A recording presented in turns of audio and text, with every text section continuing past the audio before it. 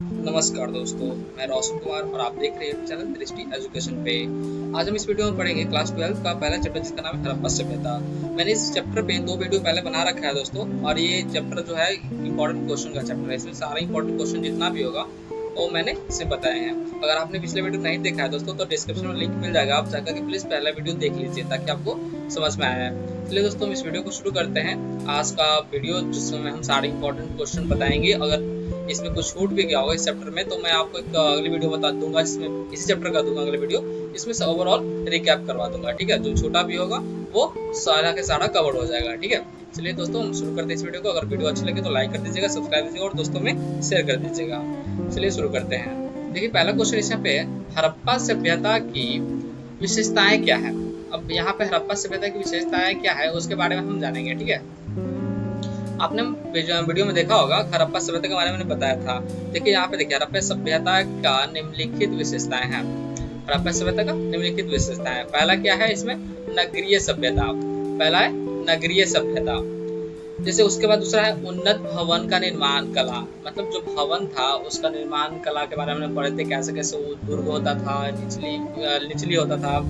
और तीसरा है कृषि करना, पशुपालन करना, यानी कि जो कृषि खेती करते थे, चावल धान उपजाते थे, वो पशुपालन करना, यानी पशु जो पालते थे, गाय भैंस बकरी, गाय नहीं भैंस बकरी बैल आदि घोड़ा लोग पालते थे। और चौथा है अद्भुत जल निकास प्रणाली। जैसे हम लोग पढ़ा था कि जल निकास प्रणाली बहुत ही अच्छा था। इसमें कि पक्की ईंटों का बनाया हुआ था ताकि कोई नुकसान न हो और उसे ढक कर रखा जाता था। और जो नेक्स्ट है वह चित्रात्मक लिपि, यानी कि यहाँ पे जो लिपि था वह चित्रात्मक था, यानी कि चित्र के द्वारा दर्शाया हुआ था। ठीक है, नेक्स्ट है मृत भांड कला, यानी कि यहाँ पे मिट्टी से बर्तन बनाने का कला इन लोगों के पास उपस्थित था। यही कि हड़प्पा का सभ्यता का विशेषता था। नेक्स्ट है माप तौल की पद्धति। यहाँ पर आपको बताया था कि माप तौल की पद्धति मतलब कि नापा जाता था, तौला जाता था, यानी कि बाट मैंने बताया था पटखरा के बारे में, उसे तौला जाता था, नापा जाता था। क्या तौला जाता था, यानी कि मनके तौला जाता था, वगैरह वगैरह कुछ तौले जाते थे। और नेक्स्ट है दोस्तों व्यापार प्रणाली। यहाँ पे व्यापार भी होती थी, खरीद बिक्री भी होता था।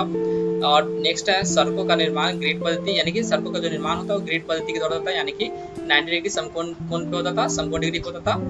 और नेक्स्ट है विशाल स्नानागार। जैसे मैंने बताया था वीडियो में कि इसका यहाँ पे जो स्नानागार था, जो कि हम लोग आजकल के मतलब टाइम में जानते हैं स्नानागार को स्विमिंग पूल द्वारा या फिर बाथरूम द्वारा, तो उसी तरह से उस समय विशाल स्नानागार हुआ करता था, बहुत बड़ा हुआ करता था। इसकी ये विशेषताएं थी।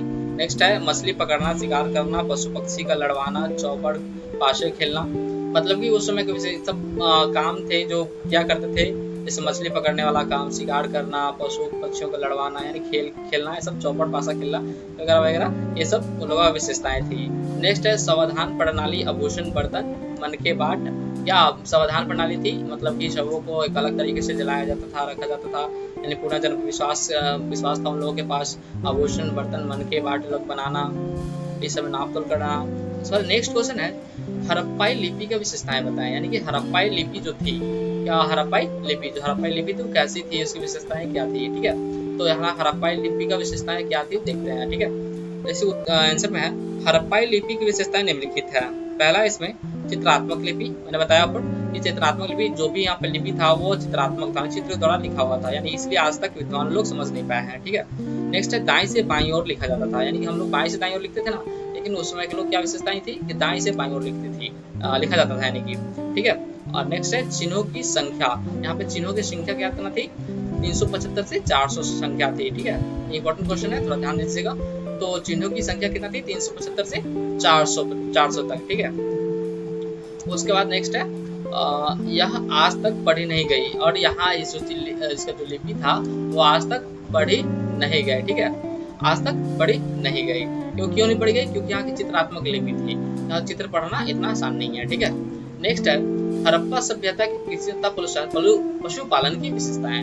ठीक है, हड़प्पा सभ्यता में कृषि तथा पशुपालन की विशेषताएं बताया जाए, मतलब बताओ।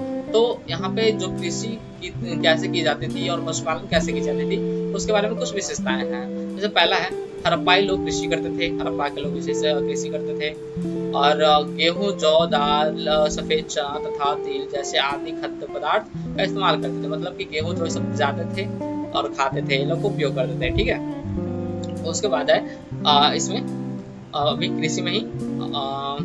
नेक्स्ट तीसरा नंबर है, मिट्टी से बने हलों का प्रयोग करते थे। आजकल हम लोग क्या मतलब ट्रैक्टर में लगा होता है और लोहे का बना होता है, उसका उपयोग करते हैं जोतने के लिए खेत, लेकिन उस समय ऐसा नहीं था। उस समय के लोग मिट्टी से बने हल का उपयोग करते थे। ठीक है। नेक्स्ट है, खेतों में बीजों का छिड़काव। खेतों में जो बीजों का छिड़काव करना था वो अलग पद्धति द्वारा किया जाता था। नेक्स्ट है, कुएं से प्राप्त पानी का प्रयोग सिंचाई में उपयोग। तालाब, कुआं, नहर, यानी कि कुएं में जो प्राप्त पानी था उसका प्रयोग सिंचाई में लाया जाता था, उपयोग किया जाता था। जैसे कि तालाब, कुआं, नहर वगैरह वगैरह से सिंचाई की जाती थी। ठीक है। और उसमें बैलों का प्रयोग। अब बैलों का प्रयोग क्यों किया जाता है भाई? कृषि में जुताई के लिए बैलों का प्रयोग किया जाता है उस समय। ठीक है।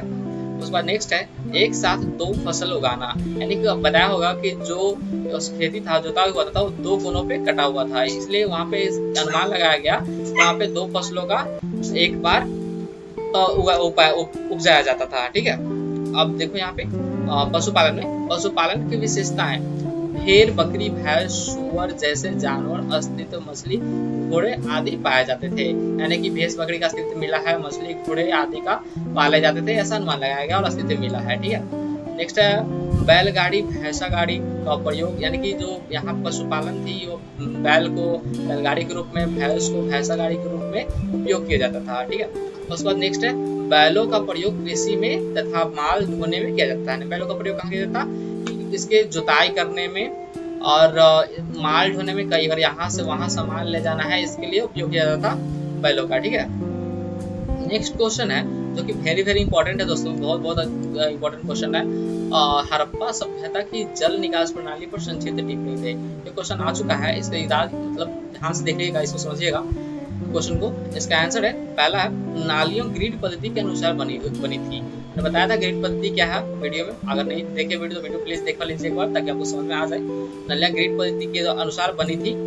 और दूसरा है, एक दूसरे को समकोण पर काटती थी। मैंने बताया था कि एक दूसरे को समकोण पर काटती थी जो गलियां थी। नालियों का निर्माण पहले, उसके बाद उनके साथ घड़ों का निर्माण किया गया। मैंने बताया था कि इसका जो नलियां थी वो पहले बनाया गया, उसके बाद घड़ का निर्माण किया गया। ठीक है। उसके बाद नेक्स्ट है, घरों का पानी नाले पर जाता था। यानी कि जो घर का पानी था उसके सटे, घर के दीवार के सटे नाली बना होता था, उसके थ्रू उसके द्वारा बड़े नाले में जाता था। बड़े नाले के द्वारा एक गड्ढे में या फिर नदी में, जहाँ पे प्रदूषण ना फैले, वहां जाता था। ठीक है। नेक्स्ट है, यह नलियां बाहर जाके बड़े नालों से जुड़ जाती थी। बड़े नालों से जुड़ जाती। ठीक है। नालियों को ढककर रखा जाता था, क्योंकि क्यों रखा जाता ढक के? ताकि इसका गंदगी ना फैले और सफाई करने में भी आसान हो। पत्थर उठाकर सफाई करना, यानी कि पत्थर उठा करके जो पत्थर से ढका होता था उसको उठा करके सफाई करने में आसान होता था, ज्यादा कचरा उसमें नहीं जाता था और साफ करना भी आसान था। ठीक है। नेक्स्ट क्वेश्चन है, हड़प्पा सभ्यता के पतन के कारण, यानी कि जो हड़प्पा सभ्यता का पतन हुआ, इसका क्या मुख्य कारण क्या था जो कि इसका पतन हो गया। ठीक है। तो इसे पहला है जलवायु परिवर्तन। यहाँ की जो जलवायु थी उससे परिवर्तन आने लगी धीरे धीरे। यानी कि पहले बरसात के मौसम में बारिश नहीं होने लगी, धूप के मौसम में धूप नहीं होने लगा, यानी तेज हवाएं चलने लगी, बेमौसम बारिश होने लगा, वगैरह वगैरह, ये सब मतलब जलवायु परिवर्तन होने लगा। ठीक है। और नेक्स्ट है यहाँ पे वनों की कटाई। यानी कि वनों की यहाँ मतलब अपने काम को पूरे करने के लिए वनों की कटाई करने लगी, किया जाने लगा, ताकि इसी कारण यहाँ पे बारिश कम होने लगी और नुकसान होने लगा और बेसमय बाढ़ आने लगा। वन कटाई से रोकथाम में मतलब नियंत्रण नहीं रहा, जिसके कारण यहाँ बाढ़ आने लगी, सिंधु नदी बढ़ने लगी, ताकि मतलब पेड़ काटने से प्रॉब्लम आने लगी, बहुत सारी परेशानी आने लगी और नदी बढ़ने लगी बरसात के मौसम में और बहुत सारे फसल बर्बाद होने लगा, बाढ़ आने लगा। तो नेक्स्ट है नदियों का सूख जाना। अब देखो बरसात बाढ़ भी आ रहा है, अब बेमौसम बारिश है तो बाढ़ भी आ गया, और जब बारिश नहीं हो रही है तो सुखाड़ भी आ गया, जिससे कि फसल खराब भी हो गया। नदियों का मार्ग बदलना, यानी कि नदी जा रही है उत्तर से दक्षिण दिशा में, उसका मार्ग बदल गया, जाने के लिए इधर जा रहा है उधर, ज्यादा पानी आने के कारण या फिर कम पानी आने के कारण इधर उधर नदी के पानी जा रहा है, जिसके कारण हम पूर्ण मात्रा में फसल के लिए पानी नहीं मिलने लगा, जिसके कारण यहाँ पे फसल नहीं होने लगी और हम लोग भूखमरी की समस्या आ गई, जिसके कारण यहाँ पे हम लोग खाना ठीक से नहीं खा सके और हम लोग का पतन होना निश्चित हो गया। नेक्स्ट है भूकंप। अब भूकंप, पहले यहाँ पे भूकंप आने लगा, अब भूकंप आने से बहुत सारे घर वगैरह क्षतिग्रस्त होने लगा, जिसके कारण ये बहुत सारे जान माल की नुकसान भी हुआ और जो हम लोग का सामग्री था, जो वस्तु थी, वो बर्बाद होने लगा, दबने लगा और भूकंप आने के कारण, जिसके कारण हम लोग को विनाश की ओर धीरे धीरे बढ़ने लगे। और इस प्रकार नेक्स्ट क्वेश्चन है बाहरी आक्रमण, यानी कि जो बाहर के देश के लोग थे वो लोग आक्रमण करने लगे, यानी कि आर्यों के जो थे, आर्य समाज के लोग थे, वो लोग सिंधु घाटी नदी पे आक्रमण करने लगे, हड़प्पा पे आक्रमण करने लगे, मोहनजोदड़ो पे आक्रमण करने लगे जीतने के लिए, जिसके कारण इसका अंत होने लगा। ठीक है, अब इसमें नेक्स्ट क्वेश्चन है अति लघु प्रश्न उत्तर है। यहाँ पे अति लघु प्रश्न उत्तर 1 नंबर का क्वेश्चन है। ठीक है, तो आप यहाँ 1 नंबर क्वेश्चन को देखिए। पहला क्वेश्चन है हड़प्पा सभ्यता की खोज कब हुई, किन विद्वानों के नेतृत्व में हुआ, इसकी खोज हुई, क्या मतलब कि हड़प्पा सभ्यता का जो खोज था वो कब हुआ और किन किन विद्वानों ने इनका खोज किया। ठीक है, तो यहाँ पे मैंने बताया था कि 1921 में हड़प्पा सभ्यता का खोज हुआ और 1922 में मोहनजोदड़ो का खोज हुआ था, यानी कि 1921 से 1922 तक के बीच में हड़प्पा और मोहनजोदड़ो का खोज हुआ था। किया कौन था? दयाराम साहनी, रखालदास बनर्जी, दयाराम साहनी, रखालदास बनर्जी और sir John Marshall. Sir John Marshall के नेतृत्व में ये सब किया गया। ठीक है, नेक्स्ट क्वेश्चन है हड़प्पा पूर्व की बस्तियां की क्या विशेषताएं थी। हड़प्पा पूर्व के मतलब इससे हड़प्पा से पहले की बस्तियां जो थी उसकी विशेषताएं क्या थी, जैसे कि विशिष्ट मृद भांड शैली, कृषि और पशुपालन प्रचलित, यानी कि यहाँ पे जो विशिष्ट प्रकार के मृद भांड मतलब कि मिट्टी के बने बर्तन होते थे, शैली होती थी, कृषि पद्धति थी, पशुपालन थी, प्राचीनता, ये सब थी, विशेषताएं थी सबकी, जो यहाँ बस्तियां बसी हुई थी। सर जॉन मार्शल कौन थे? अब सर जॉन मार्शल कौन थे इसके बारे में देखिए। आंसर है भारतीय पुरातात्विक सर्वेक्षण विभाग के डायरेक्टर। तो मैंने बताया था कि उस समय कि जो पुरातात्विक का विभाग था, उसका सर्वेक्षण था, विभाग के डायरेक्टर थे, मैंने वीडियो में बताया था, पिछली वीडियो में बताया था। नेक्स्ट है हड़प्पा लिपि की कोई 2 विशेषताएं बताएं। अब हड़प्पा लिपि की विशेषताएं बताना है, यहाँ पे 2 विशेषताएं बताना है, यानी कि देखिए यहाँ पे पहला है चित्रात्मक लिपि। हड़प्पा लिपि में क्या विशेषताएं थी? चित्रात्मक लिपि, जो कि अभी तक पढ़ा नहीं गया। और दूसरा क्या था? दाएं से बाईं ओर लिखा जाना, ये भी बहुत बड़ी विशेषताएं थी, जो कि दाएं से बाईं ओर लिखा जाता था। ठीक है, नेक्स्ट है हड़प्पा निवासियों द्वारा सिंचाई के लिए प्रयोग में लाने जाने वाले साधनों के नामों का उल्लेख कीजिए। कौन कौन से साधन के द्वारा हड़प्पा वासियों लोग सिंचाई करते थे, उनके नाम लिखना है। तालाब से, कुआं से, नहर से, ये सब से क्या करते थे? वो लोग सिंचाई करते थे। तो मतलब कि नदी से भी करते थे, नदी का पानी पहले नहर में, नहर का पानी फिर खेतों में आया करता था। ठीक है, और नेक्स्ट है क्वेश्चन, इंपॉर्टेंट क्वेश्चन है दोस्तों यहाँ पे कि फायंस क्या होता है? फायंस क्या होता है? फायंस क्या होता है? उससे बने छोटे पात्रों को कीमती क्यों माना जाता था? जैसे कि यहाँ फायंस क्या होता है उसके बारे में देखें पहले। घिसी हुई रेत यानी और रंग चिपचिपे पदार्थ के मिश्रण को पकाकर पात्र बनाया जाता था।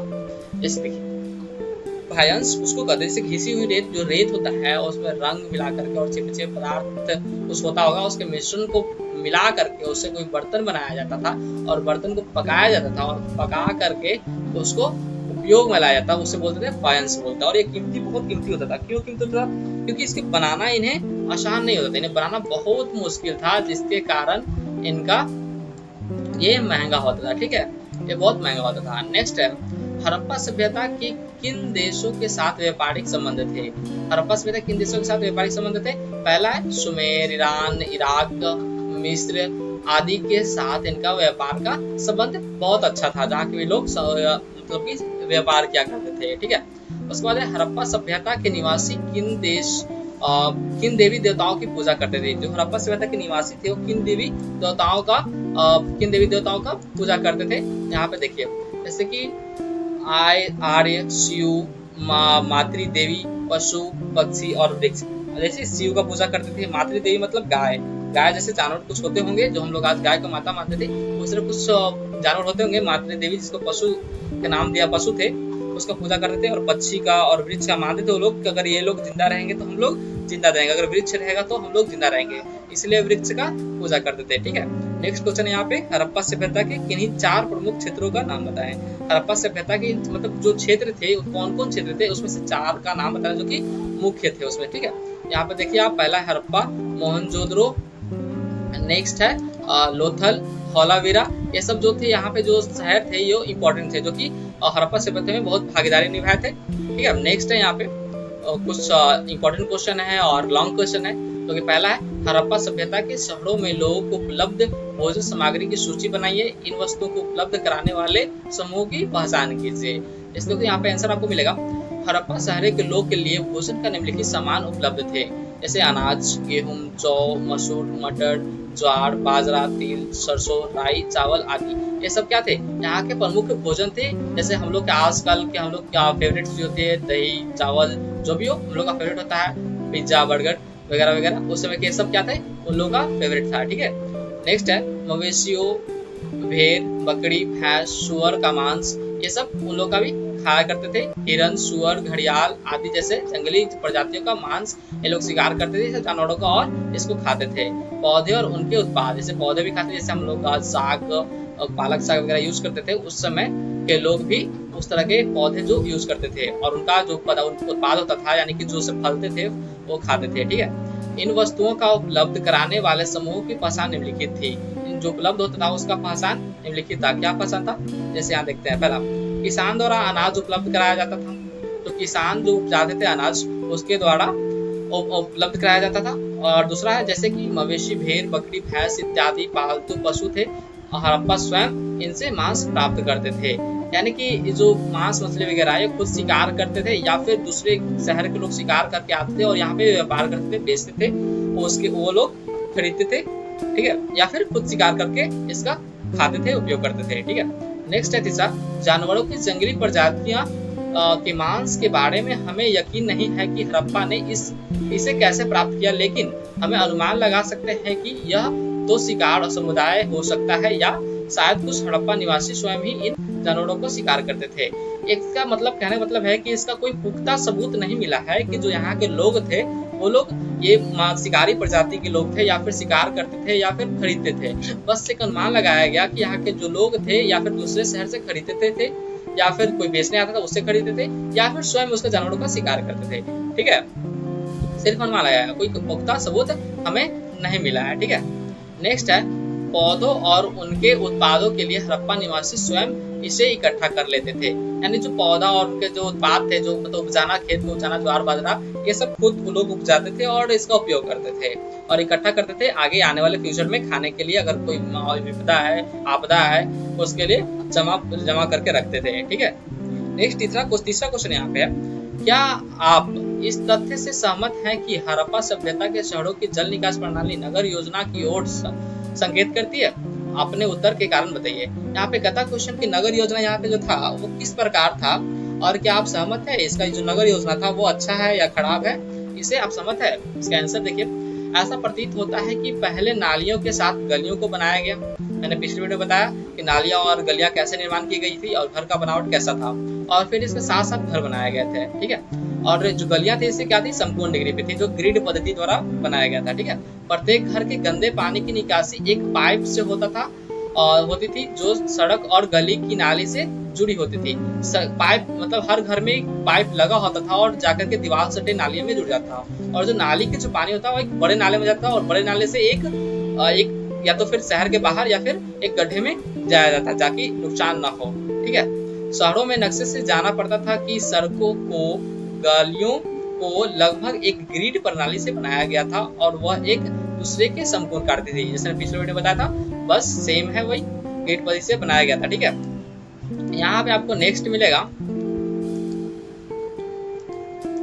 जस्ट अ सेकेंड, देखिए यहाँ पे जल निकास की प्रणाली बड़े शहरों तक ही सीमित नहीं थी, बल्कि यह कई छोटी बस्तियों में भी दिखाई पड़ती थी। यहाँ जो जल निकास प्रणाली थी यही नहीं थी कि मतलब बड़े बड़े घरों और बड़े बड़े शहरों में थी, नहीं, हर छोटी से छोटी बस्तियां और छोटे छोटे घरों में इसकी प्रणाली दिखती थी और इससे नुकसान भी बहुत कम होता था।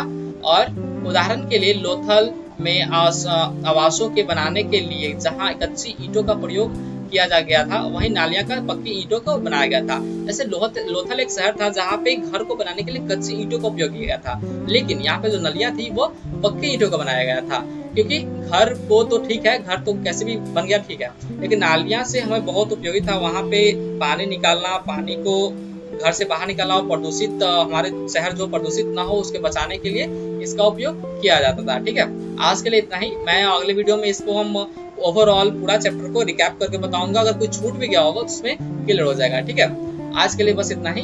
वीडियो पूरा देखने के लिए धन्यवाद। तब मिलते हैं नेक्स्ट वीडियो में। Thank you.